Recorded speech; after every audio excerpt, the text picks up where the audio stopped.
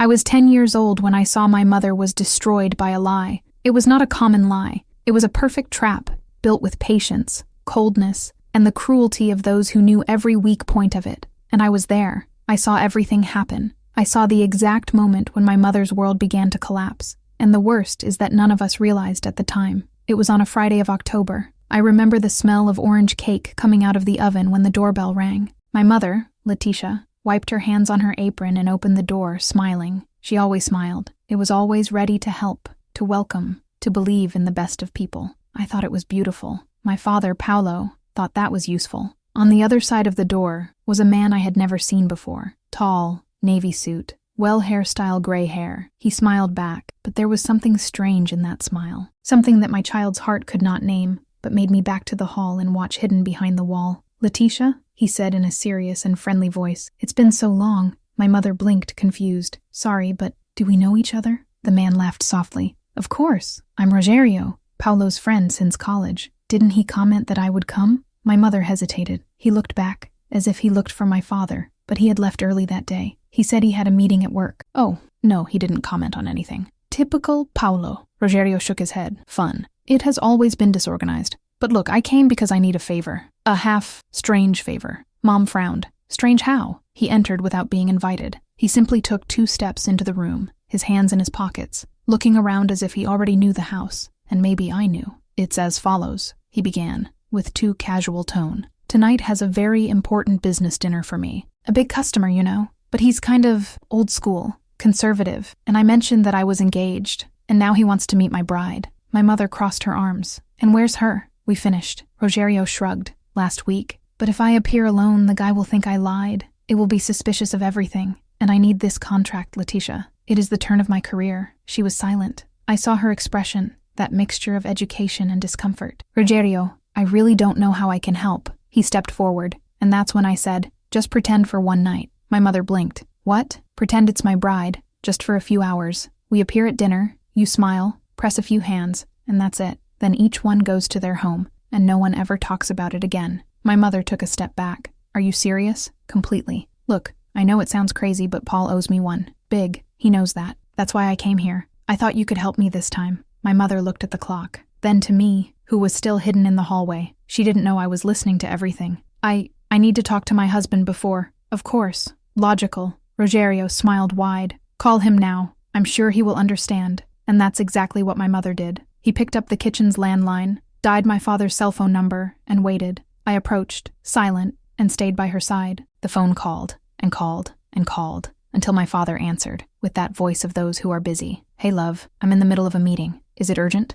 "Paul, there is a man here. He says he is your friend." Rogerio. Silence on the other side. After, Rogerio, I miss you, okay? Pass to him." My mother delivered the phone. Rogerio took it, and I heard only half of the conversation. "So, brother, all right?" "Yeah, that's right. Dude, I know, it's a crazy favor, but you know how it is, right? Ha ha ha." "Exactly.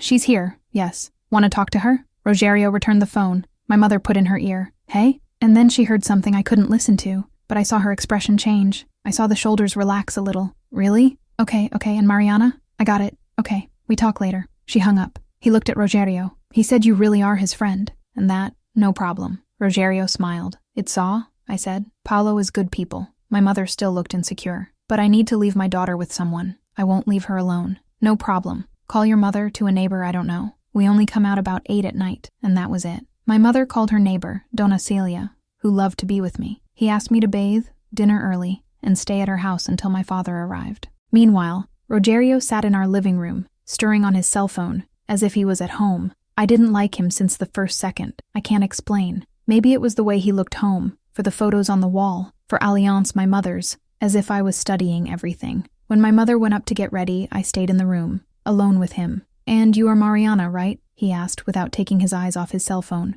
"I am." "Cute," pulled the mother. I didn't answer. He looked up and smiled, but it was not a kind smile. It was the kind of smile that adults give when they think child doesn't understand anything. "Relax. It's just a joke. Your mother will be back before you sleep." It was supposed to be a joke, but as he said that, I saw something in the reflection of his cell phone screen. He was not moving on social networks. I was typing a message, and the name of the contact was Paul. My stomach tightened. Why was he sending a message to my father if they had just spoke on the phone? Before I could see anything else, my mother came down. She was beautiful. Simple black dress, loose hair, light makeup. It was nothing exaggerated, but she looked different, younger, lighter. Rogerio got up and whistled softly. Perfect. Let's rock. My mother laughed bland. Let's go soon then. The sooner we are, the sooner I'll be back. They went out together. I went to Dona Celia's house, but I couldn't play. I couldn't watch television. I sat at the window, looking at empty street, waiting for my father to arrive. He arrived 2 hours later. He entered the neighbor's house, picked me up, and took me back home. Where's Mom? I asked. She left, but it must be coming back. He didn't seem concerned. It seemed calm, even too quiet. I went to sleep, but I woke up in the middle of the night with the sound of the front door opening. I went down the stairs slowly, still in pajamas, and saw my mother entering. She was smiling, her flushed face, and Rogerio was behind her, holding the door. Thank you again, Leticia. You saved my life. You're welcome. It was fun, actually, and it was there, when he leaned on, when she kissed her cheek, and when, for a second, just a second, I saw their eyes cross. It was not a common look. It was too long a look, too intense, as if there was something not said floating between them. My mother looked away first. Rogerio smiled again, waved, and left. She closed the door and turned, and saw me stop on the stairs. Mariana, what are you doing awake? I heard noise. She climbed and took me back to the room, covered me, kissed my forehead. Sleep, my love. It is good too, but I felt my chest that wasn't, because that night the truth began to destroy me inside, even though I still understand what it was. The next morning everything seemed normal. Breakfast. My father reading newspaper. My mother making pancakes. But then the phone rang. My father answered. Hello? Hi, Mother? How are you? What? Who told you that? Your voice changed. It got cold. My mother stopped moving the dough. What it was? My father covered the phone and looked at her with an expression I had never seen before. Anger. My mother just received an anonymous call. Someone said they saw you last night at a chic restaurant, with another man, hand in hand. The fork fell from my mother's hand, and at that moment, it all started to crumble. My mother got white. What? Hand in hand? Paulo, it was just a favor. I already told you yesterday. My father got up from the table. The newspaper fell to the floor. He had the phone still in his hand, his grandmother on the other end of the line waiting. My mother doesn't invent history, Leticia. I'm not saying she invented. I'm saying that whoever called her is lying. He laughed. But it was not a laugh of those who thought it was funny. It was a cold, sharp laugh. So someone saw you in a chic restaurant with a man and invented you were holding hands. Why? What would be the reason? I don't know. My mother's voice trembled. But I swear, Paulo, I just went to help Rogerio. You said that's okay. I said it was your friend. I didn't tell you to behave like his girlfriend. I didn't behave like anything. It was just a dinner. We spent 2 hours there, talked to the customer, and that's it. 2 hours? My father crossed his arms. You left at 8 at night and came back almost midnight. Where did you stay the rest of the time? My mother opened her mouth, closed. He looked at me, who was frozen in his chair, still holding a piece of pancake on the fork. We talked in the car, about college things. About you. About life. In the car, his voice was getting lower and lower, more dangerous. Alone. Paul, for the sake of God, it was no big deal. He hung up the phone in his mother's face. He threw his cell phone on the table so hard that I jumped. Do you know what's funny, Leticia? Yesterday, when you called me, I trusted you. I said yes. I gave permission. And now, the next day, my own mother calls me saying that the whole city is commenting that my wife was seen clinging to another man. I wasn't grabbing myself. Who told you that? Someone called her. Someone who was in the restaurant. And you described you right. Black dress, loose hair, laughing, holding his hand over the table. The tears began to fall from my mother's face. This is a lie. So why would anyone lie, Leticia? Explains to me. Why was anyone going to bother to call my mother and invent such a story? She had no answer. And I was there, sitting, 10 years old, without understanding what was happening. But understanding enough to know that my mother was being accused of something bad, something she swore she had not done. My father took the car keys. I am going to work. We talk when I come back. Paulo, wait. He knocked the door. The silence that was so heavy that I could barely breathe. My mother stood in the middle of the kitchen, her hands shaking, her wet face with tears. Then she turned and saw me still sitting there. Mariana, love, it's okay, but I knew I wasn't. And I've some mom that week. Everything changed. My father barely spoke to my mother. When I came home, I went straight to the room. When she tried to talk, he diverted, said he was tired, that he needed to think. I started to pay attention to things that once went unnoticed, as he always left early and came back later, as his cell phone was always vibrating, and he never answered us. Since sometimes I saw him smiling at the phone screen, a smile he never gave to my mother. My mother tried to act normal. I made food. I would get the house. I took me to school, but I saw the dark circles. I saw her cry in the bathroom when I thought I wasn't looking. At school, things also started to change. My best friend's mother, Julia, stopped greeting me. Before she always smiled, asked how I was, sometimes even offered me a ride. Now she looked away. Until one day, at the time of leaving, I heard her talking to another mother near the gate. "Did you see Letitia's scandal?" I saw it. My sister-in-law lives near the restaurant. He said he saw the two coming out together, super intimate. And Paolo, poor thing, working like a convict to support the family, and the woman coming out with another. So it is. You never know, right? People disappoint you. I felt my face burn. They were talking about my mother, and when they saw me there, the two were silent and walked away. Julia came running to me. "Marie," my mother said, "we can no longer play in your house." "Why?" She shrugged, but her eyes were full of pity. She didn't explain. I just said it's better that way. I came home alone that day. I cried the whole way. When I arrived, I found my mother sitting on the living room couch with an open envelope in her hand. She was pale. He had a letter in his other hand, and her hands trembled so much that the paper swung. "Mother? What is that?" She quickly stuck the letter back into the envelope and tried to smile. "Nothing, daughter. Only correspondence." But I saw the way she was shaking. I saw fear in her eyes. "Mom, what's going on?" She pulled me close and hugged me hard,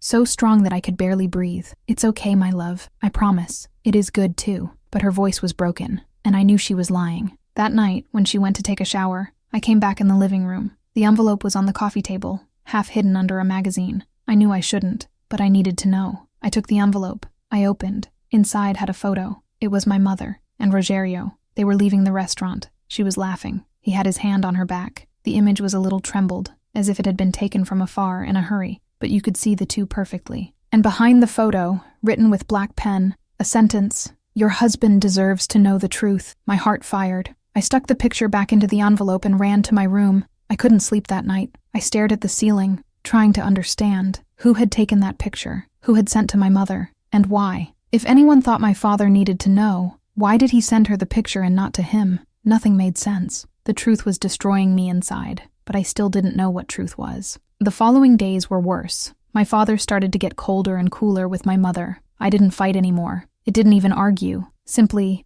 I ignored it. When she talked to him, he responded with monosyllables. When she tried to touch him, he walked away. And then the paternal grandmother appeared at our house. She never liked my mother very much. He always thought my father had married below his level. He said that my mother came from a simple family, who had not enough education, who did not know how to behave in CE environments, and now she had ammunition. I was in my room, but I heard everything. "You disappointed me, Letitia. I thought you were a family woman." "I'm a family woman. Family woman does not go out of hand with a man who is not the husband. I have explained 1,000 times. It was a favor. It was a scam. Paolo knew. He allowed it. Farce?" The grandmother's voice was full of poison. "Do you think I'm stupid? Do you think the whole city is stupid? People saw Letitia. They saw you smiling at him. They saw you playing in it. They saw you coming out together, talking in the car. We just talked. Until midnight? With a man who is not your husband?" My mother sobbed. "It was innocent, I swear. And now there's a photo." Silence. A long, heavy, suffocating silence. "What a photo."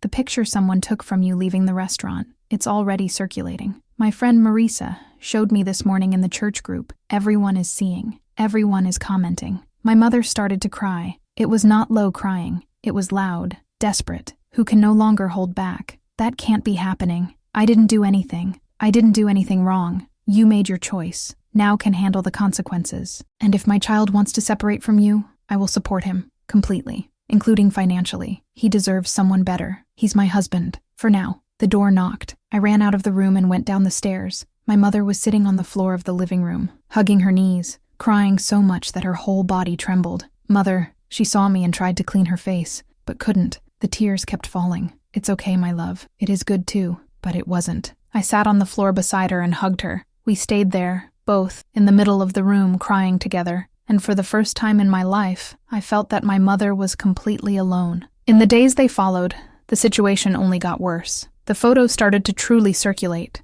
not only in the church group, but at the gym where my mother was working out, in the market where she made shopping, in the beauty salon. People looked at her with pity, or with judgment, or with contempt. Once in the supermarket, I saw a woman point to my mother and whisper something to her friend. The two laughed. My mother pretended she didn't see. He kept pushing the cart, but I saw the way her shoulders trembled. My father also changed, started to leave more. He started talking on the phone locked in the office. It started to get home smelling of the different perfume, and there was that night. I woke up in the middle of the dawn with discussion noise. I went down the stairs slowly and was hidden behind the wall, listening. Do you want me to believe it, Letitia? Do you really want? I just want you to look at me. Look in my eyes and see that I'm telling the truth. I don't know what is true with you anymore. Paolo, please, we have a daughter, we have a family, and you should have thought about it before you go out with another man. I didn't go out with another man. He was your friend. You authorized me. I authorized a favor. I didn't allow you to stay until midnight talking to him. I didn't authorize you laugh, play, behave like girlfriend. I didn't do any of this. The photo proves otherwise, my mother shouted, a cry of despair, frustration, pain. What a photo! A photo taken from afar, out of context, by someone who clearly wants to hurt me. How do you not see that? I see a wife who cheated on me. I didn't betray you, so why are everyone saying yes? The silence fell. I held my breath, and then my father said, in a low and dangerous voice, I'll give you a chance, Letitia. A single chance. You can leave this house now, with your dignity still intact. Or you can stay and watch me destroy your reputation, piece by piece. You choose. You can't cast me out of my own home. This house is in my name. I pay the bills. I who support this family. And if I want, I take you from here and stay with Mariana. My mother gasped. You wouldn't do that. Try testing me. I heard steps. My father climbing the stairs. He passed me without seeing me and entered the room, knocking on the door. My mother stayed in the room alone, crying softly. I wanted to get down. I wanted to hug her, but my feet didn't move, because at that moment, I realized something. My father was not angry. He was calm, calculated, as if all this was part of a plan. I started to investigate. I don't know what gave me that courage. Maybe it was because I saw my mother off. Maybe it was because I felt deep down that something very wrong in this whole story. I waited for my father to leave the house. I waited my mother to go to the supermarket, and I entered their room. My heart was hitting so hard that I thought I was going to vomit, but I continued. I opened the drawer of the head table era of him. It had documents, pens, reading glasses, nothing else. I looked under the bed, nothing. I opened the closet. I rolled the pockets of his suits, and it was in the last suit, hanging in the corner of the closet, that I found. In the inner pocket, a receipt, La Fontaine Restaurant, table reserved in the name of Paolo Andrade. Date, October 12th, the same date of my mother's dinner with Rogerio. My father had made a reservation, in the same restaurant, the same night. Why? If he was working, as he said, why did he reserve a table in a chic restaurant? My mind started working fast. I kept looking. I opened his socks drawer. I rolled everything. And there, hidden deep inside, under a bunch of black socks, had a cell phone. It wasn't his cell phone. It was an old, simple cell phone of those key. I picked him up with tremendous hands. I called. He had only one contact saved, R, and I had a message exchange. I started reading. Paolo confirms the reserve. Discreet table. I want to see everything. A. You can leave. I will guarantee the performance. Paolo. And the photo? A. It's already resolved. It will arrive on time. Paolo. Perfect. Then we hit the values. My stomach rolled. I read again, and again, and again, until I finally understood. My father had armed everything. He had not been deceived. He had not been betrayed. He had planned that. I had asked Rogerio to invite my mother. He had made a point of saying that everything was fine. He had been in the same restaurant, watching from afar. I had sent someone to take the picture. I had spread the photo. He had connected anonymously to his own mother. Everything had been a trap. And my mother had fallen right. I heard the noise of the front door opening. My father had returned. I turned off my cell phone with tremendous hands, so much that I almost dropped it. I stuck back in the drawer, closed the closet, and ran out of the room. I went down the stairs, stumbling, my heart hitting so hard that I thought I was going to explode. I sat on the couch and got the TV control, pretending to be watching drawing. My father came in, saw me, smiled, and then, "Puppy, it is good too?" I couldn't answer. My throat was closed. My hands were cold, because now I knew the truth, and the truth had just broken inside. I was 10 years old and carried a secret that weighed more than me. My father had armed everything. I had used my mother as a play of a cruel game, and no one but me knew. In the days following my discovery, I couldn't look at him. When he came home and greeted me, I looked away. When he tried to hug me, I made an excuse and ran out. He noticed. One night he stopped me in the hallway. "Mariana, what is happening to you?" "Nothing. You're strange, running away from me. Are you angry with me because of your mother?"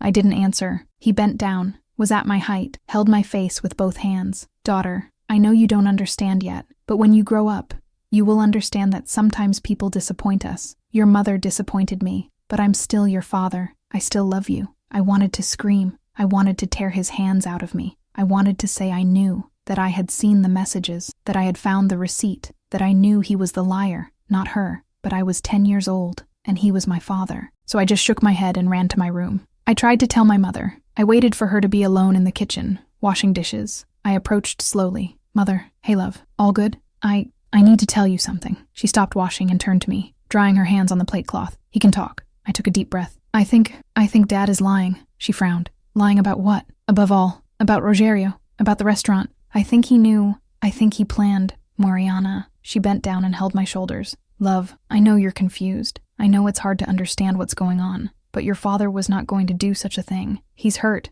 And sometimes when we're hurt, we act the wrong way. But he was not going to arm anything against me. But Mom, I saw. What did you see? I opened my mouth, and I locked. Why, how was I to explain that I had entered their room? Who had moved his things? Who had caught the hidden cell phone? Nothing. He forgets. She hugged me. It will be all right, my love. I promise. But I knew I wasn't going. The situation worsened fast. My father hired a lawyer. He told my mother that he wanted to solve things in a civilized way. That thought they better separate. That the marriage was over. My mother begged. I heard her crying on the phone with her best friend, Aunt Carmen. Carmen, he wants the divorce. He said I betrayed it. But I didn't betray. I swear to God that I did not betray. Her voice was desperate. He's talking about getting Mariana's guard. He said I'm a bad influence. That a mother who cheats on her husband can't educate a daughter. My heart almost stopped. He wanted to get me out of her. He wanted to use me against her. And the house, Carmen, the house is in his name. He said I will have to leave, that he will give me a minimal pension until I get me up. But how? I've been working for 10 years. I dropped everything to take care of the family. She sobbed loudly. I don't know what else to do. I don't know. I hid behind the door, my hands shaking. My father was not just destroying her. He was planning to take everything. The house, the daughter, the dignity, all. Only, his family came in with everything. The grandmother appeared again, this time accompanied by 2 aunts I barely knew. They entered our house as if they were owners, sat in the room, and began the interrogation. My mother was standing in the middle of the room like a reverse. Letitia, do you have a sense of the shame you brought to this family? Aunt Marlene said, with a voice full of disdain. I didn't do anything wrong. You were seen with another man. It was a favor. Paulo knew. He authorized. The grandmother laughed bitter. Authorized? Do you think my son was going to authorize his wife to go out rubbing another man? I didn't rub anyone. The photos say the opposite. My mother began to tremble. What photos? The only photo I saw was the one taken from afar, out of context. There are more photos, Letitia. Photos that Paulo received anonymously. Photos of you in the car, talking, laughing. Very intimate. My mother was pale. This is not possible. It is possible. And these photos will be used in the divorce process, along with the testimony of witnesses who saw you together. What witnesses? People who were in the restaurant. People who saw you holding his hand. People who saw you smiling, playing, acting like a woman in love. My mother started to cry. This is not true. None of this is true. Aunt Marlene got up and approached. You have 2 options, Letitia. Or you accept divorce peacefully, leave this house without scandal, and we guarantee that you see Mariana on weekends. Or you fight in court, and we make a point of proving that you are an inappropriate mother, and then you lose everything. You can't get my daughter out. Yes, we can, especially when we prove that you are unstable. Who came out with another man? That exposed the child to an embarrassing situation. My mother looked at me. I was sitting on the stairs step, listening to everything. Her eyes were red, swollen, desperate. Mariana, daughter. I got up and ran to her. Mom, I don't want to live with Dad. I want to be with you. The grandmother sighed. It's Saw? You are using the child as an emotional shield. This is manipulation, Letitia. I'm not manipulating anyone. She is my daughter. She loves me, and Paulo too. And he has better conditions to create it. He has a job, has money, has structure. What do you have? You depend on it for everything. My mother hugged me hard. Get out of my house. It's not your home, said the grandmother coldly. It's my son, and soon you will leave. They left, and my mother collapsed. He fell to his knees on the floor, hugging me, crying so much that I felt her chest shake against mine. They will take me from you. They will take me. Don't go, Mom. I don't let it. But I was just a child. What could I do? And that night, my father arrived late. He found my mother sitting on the couch, her eyes swollen and red. Her family was here, she said with a hoarse voice. I know. Did you tell them to come? He didn't answer. Paulo, look at me. Look at me and tells me, do you really believe I betrayed you? He was silent. Then he sighed. I don't know what to believe, Letitia. You have known me for 15 years. You know who I am. You know that I never would do such a thing. I thought I knew. She got up, desperate. Then give me a chance to prove it. Let me talk to Rogerio. Let me bring him here to tell the truth. I already talked to him. My mother widened her eyes. What? I called Rogerio yesterday. I asked what happened. And what did he say? My father stared at her. He said you were very nice, very affectionate, and that you really talked in the car for over an hour. Talking, just talking. He also said you touched his arm, who smiled in a way special. My mother began to tremble with anger. He's lying. Why would he lie? I don't know, but he is. My father shrugged. Funny, because he has no reason to lie. But you have. You have all the reasons. I'm not lying, so why everyone but you say the same thing? She was left unanswered, and that's when I went down the stairs. Because you paid them. My father turned, surprised. What did you say? My heart was beating so hard that I could barely breathe, but I continued. You paid Rogerio. You planned everything. You were in the restaurant that night. You had the pictures take. You spread the lies. My father was paralyzed. My mother looked at me confused. Mariana, what are you talking about? I took a deep breath. I found a cell phone, hidden in the daddy's drawer, had messages, his messages with Rogerio, planning everything. The silence that fell was deafening. My father stared at me, and for the first time, I saw something on his face that I had never seen before. Fear. Did you enter my room? I entered, and I saw everything. He stepped forward. You don't know what you're talking about. You are a child. I know exactly what I'm talking about. You arranged with Rogerio. You said you were going to pay him. You reserved table in the same restaurant. You set everything. My mother took her hand to her mouth. Paulo, is that true? He turned to her, trying to control his voice. Of course. She is inventing. She doesn't want to see us separately, so it's creating stories. I'm not inventing, I shouted. The cell phone is in your drawer. Go and show her. My father clenched his fists. I don't need to prove anything. And you, he pointed to me, you will no longer enter my room. Did you understand? Never again. So you don't want to show the phone? I asked, with a tremendous voice. Why not, if you have nothing hidden? He didn't answer. He just climbed the stairs and knocked the bedroom door. My mother stared at me with wide eyes, as if seeing everything for the first time. Mariana, did you really see this? I saw, Mother. I swear. I saw the messages. He planned everything. He made you fall into a trap. She started shaking, not from fear, of anger. Son of a bitch. I had never heard my mother cursing. She climbed the stairs. He knocked on the bedroom door. Open this door. Go sleep, Letitia. Open this fucking door now. Silence. And then inside his voice. If you don't leave there, I call the police and say you're an outbreak. And I use it against you in divorce. My mother was paralyzed. She slowed down the stairs, her pale face, her hands shaking, pulled me close and whispered, we need proof, true tests, because if we accuse him without proving, he will destroy us. I know where the cell phone is. She looked at me in the eye. Can you get it again? I swallowed dry. With you. So tomorrow, when he leaves, you take it, and we take a picture of everything. Did you understand? I shook my head. And for the first time in weeks, I saw something on my mother's face that had disappeared, hope. But what none of us knew was that the next day my father was going to get the final blow. And the next morning, I woke up with siren noise. I ran down and saw 2 police at the door of our house. My mother was in a pale robe, confused. What's going on? Are you Letitia Andrade? I am. We received a denunciation of threat and invasion of privacy. Mr. Paulo Andrade claims that you violated his personal belongings and made threats in front of his minor daughter. My mother was out of reaction. I didn't threaten anyone. He said you knocked on his bedroom door screaming obscenities and threatening to destroy his documents. This is not true. Mom, I pulled her sleeve. You don't say anything. They sew next to him. The cops looked at me. Has the girl witnessed any act of violence? My mother squeezed my hand. No, nothing.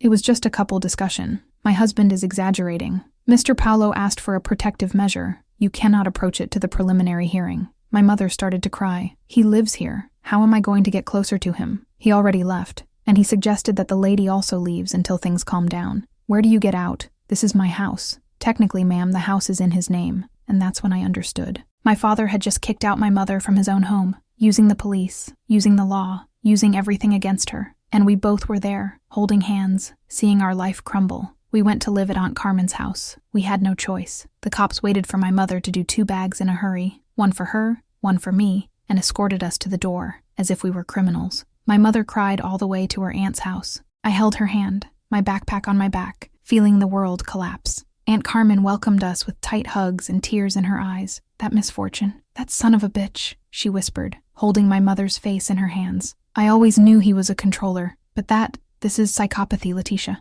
My mother could only sob. The aunt settled us in the little room of guests. A small double bed, an old wardrobe, a window that gave the backyard. Nothing like our house, but it was safe, and it was ours, at least for now. That first night, lying side by side on the bed, my mother hugged me hard. "We'll get out of this, my love, I promise." But her voice was so broken that I couldn't believe it. In the following days, my mother began to move. It was no longer the paralyzed woman crying on the floor of the room. It was a wounded lioness, but still standing. Aunt Carmem called a lawyer friend, Dr. Renata. She came to the house, sat with my mother on the kitchen table, and heard everything. I sat on the couch, pretending to watch TV, but listening to each word. "He set it all up," my mother said, the voice firm now. "My daughter saw the messages. He arranged with such a friend. He paid to incriminate me." "And do you have the messages?" asked Dr. Renata, noting everything in a block. "No, he hid his cell phone, and now we no longer have access to the house. That complicates. Without physical evidence, it is word against word.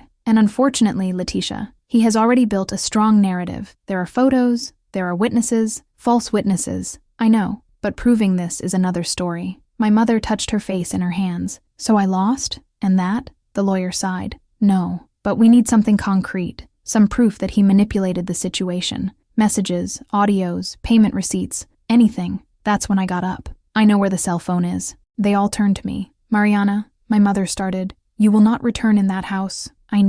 It's the only way to prove it." Dr. Renata looked at me seriously. "How old are you?" 10. "Do you understand what you're telling me? Are you talking about invading the house, taking a hidden object, and bringing like proof?" "It's not an invasion if it's my house either," I said, more courageously than I really felt. My mother shook her head. "No, I won't put you at risk." Mom, he won't hurt me. I am his daughter, and he wants my guard, remember? He won't do anything that seems bad." Aunt Carmen and the lawyer exchanged looks. "The girl has a point," said her aunt slowly. "No," my mother insisted. "I won't use my daughter like that." But I had already decided. I go, with or without permission, and that's exactly what I did. The next day, my father called. He said he wanted to see me. That missed me. That could pick me up to spend the afternoon together. My mother hesitated, but Aunt Carmen convinced her. "Let her go. We need this proof." So I went. My father picked me up, smiling as if nothing had happened. "So, puppy, how are you?" "Good. Do you miss home?"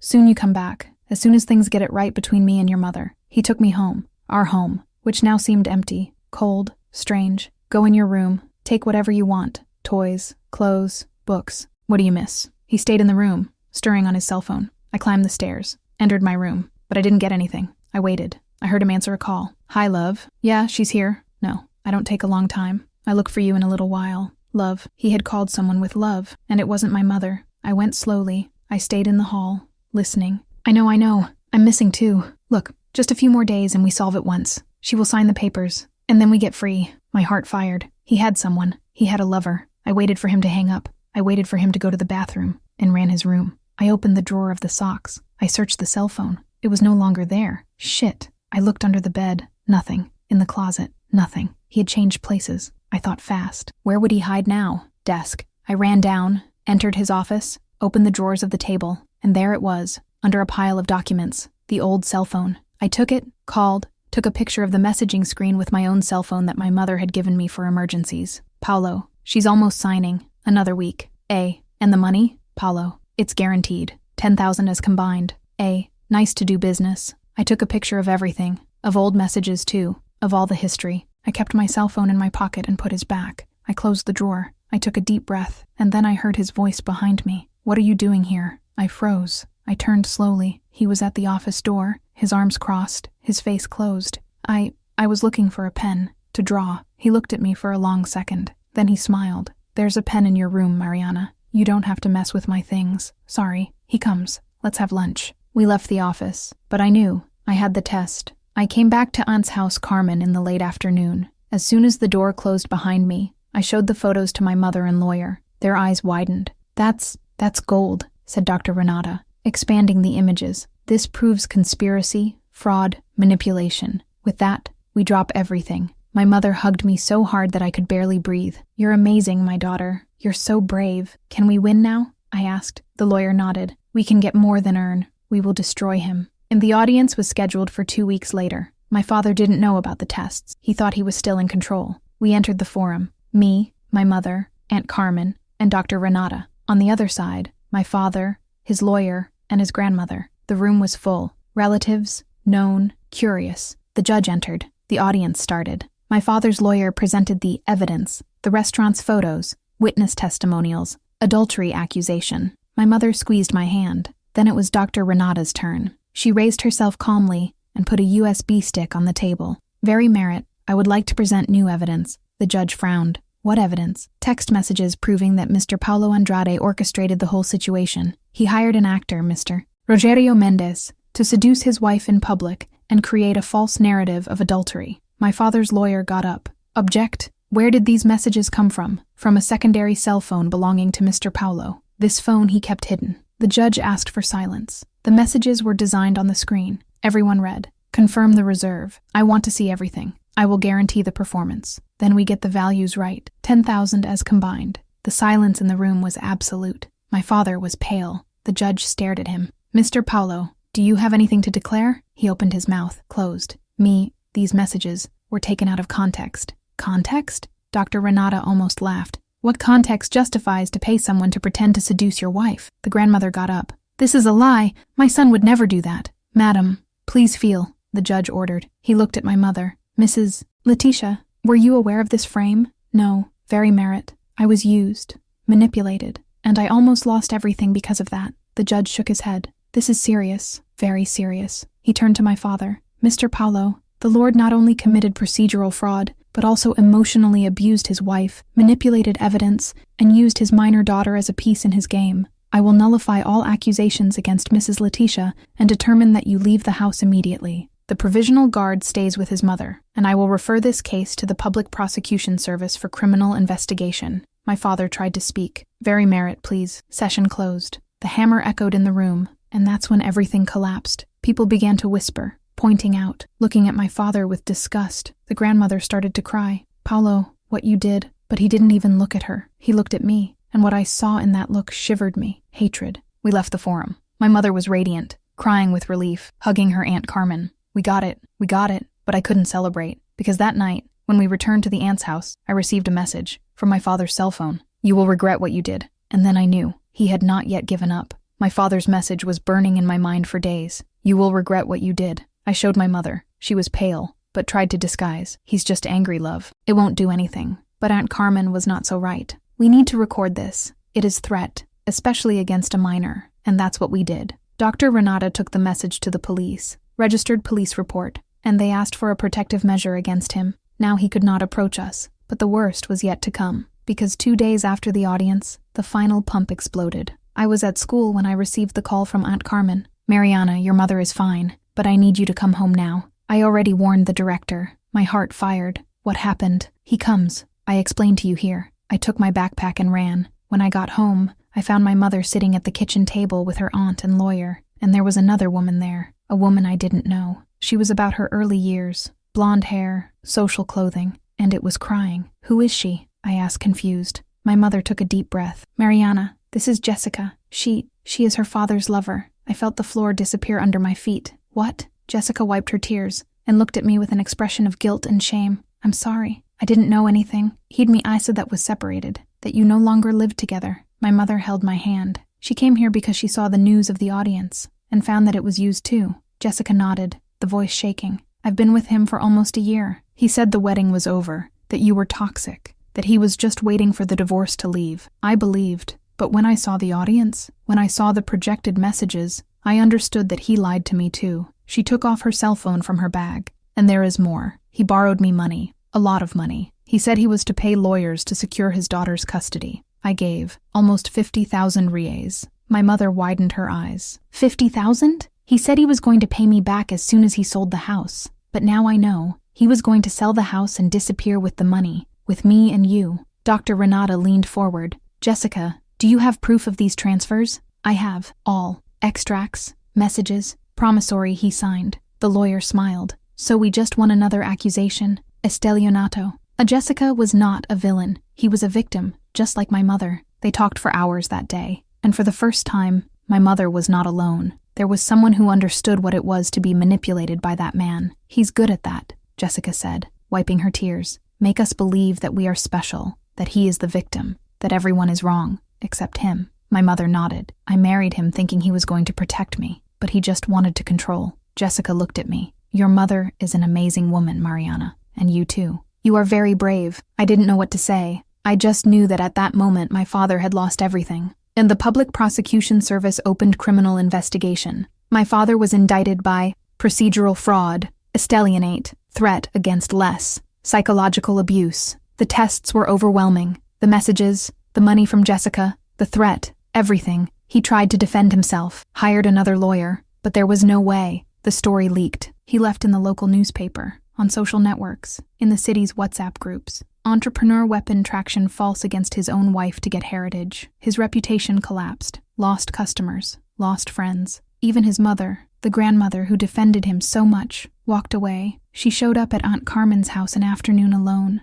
with her eyes red. Letitia, I need to ask you forgiveness. My mother received her in the room. I was close, watching. I believed him, the grandmother continued, her voice breaking. I thought you had betrayed it. I thought he was the victim, but I saw the tests. I saw what he did, and I have no words. My mother was silent. I judged you. I humiliated you, and you didn't deserve any of that. No, I didn't deserve it. The grandmother started to cry. I created a monster. I always ran my hand on his head. I always thought he was perfect. And now I see he has destroyed you, destroyed his own family. My mother took a deep breath. I accept your apology, but it will take time for me to trust again. The grandmother nodded. I understand. She got up, but before leaving, she looked at me. You were very brave, Mariana. Your mother is lucky to have you, and left. The criminal case took months, but in the end, my father was convicted. 2 years in prison under a semi-open regime, converted into services and compensation payment. He lost the house. It had to sell it to pay the debts and the indemnity to my mother. And for Jessica, lost job,